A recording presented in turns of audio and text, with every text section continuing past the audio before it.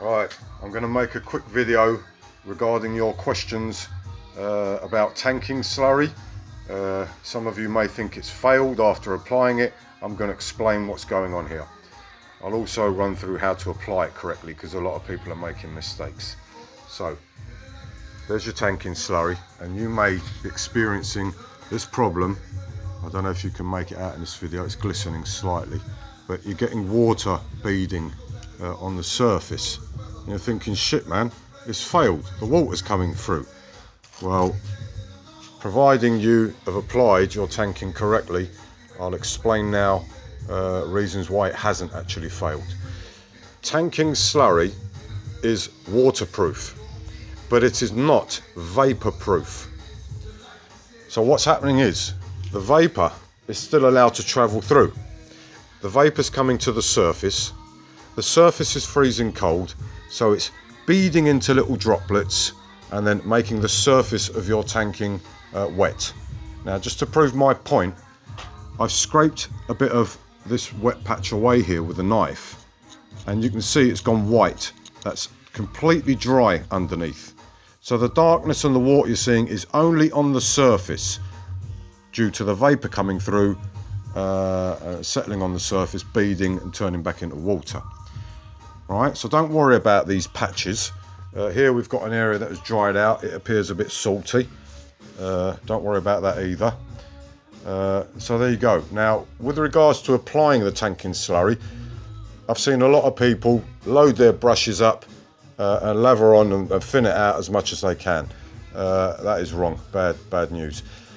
When you load your brush up, and the type of brush we're talking about is one of these. I think it's about 6 inch by about 1.5 inches at best. Okay, when you load this brush up nice and thick with the slurry, you should only be placing half the brush and then the other side of the brush, because it will be dripping.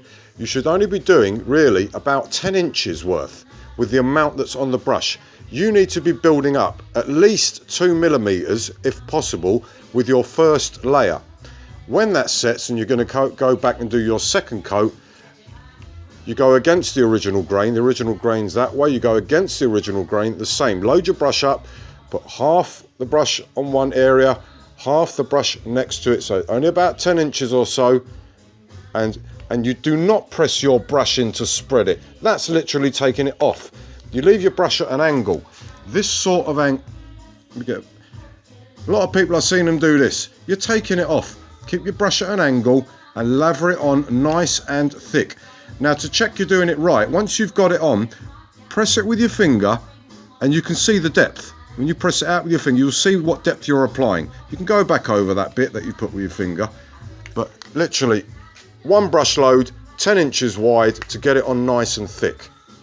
Okay, so tanking's dry. Moving on to the next stage where we're prepping to put the the renovating render on. This stuff is an absolute, I'm going to swear, a fucking nightmare to put on. It's nothing like thistle, which is nice and tacky and you can fire away at it. When you load up your trowel with this tackle, if you try with your trowel, where's my trowel gone? Sorry guys, I'll find it in a minute. When you load your trowel up with, I'll turn that upside down if it'll work, renovating plaster. When you load your trowel up with this stuff, again, you will only be able to put on about so much. I'd say 10, 12 inches to be on the safe side. It falls off, it doesn't stick, and you have to apply it very slowly and almost knead it into the wall. Putting your pressure and working it into the wall. And then if you are going to smooth it off, I'm talking about fingertip pressure. So light, just to smooth it off.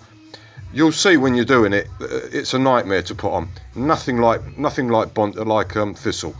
So be aware of that. And when you make your mix, I actually add a bit of SBR into my mix just to give it a bit more tackiness. It fucking takes ages. That's why I've only bonded this small area here to do while I'm mixing, because of how long it takes. If I had bonded extra, all of that would have gone dry. by the time I've got that on. I'm no fast plasterer, but you know, you'll see for yourselves. So when you mix up, be prepared. You'll see when you'll go and try and put it on the way you do with a thistle, and the whole lot's going to be falling off. And then you'll realise, oh shit, slow down and just do literally 12 inches at a time, and then load up again and another 12 inches. So very, very slow process, but worth it in the end, because these walls now are absolutely bone dry. Okay, it's a good idea to get some heating in your cellar to warm the room and have an air exchange.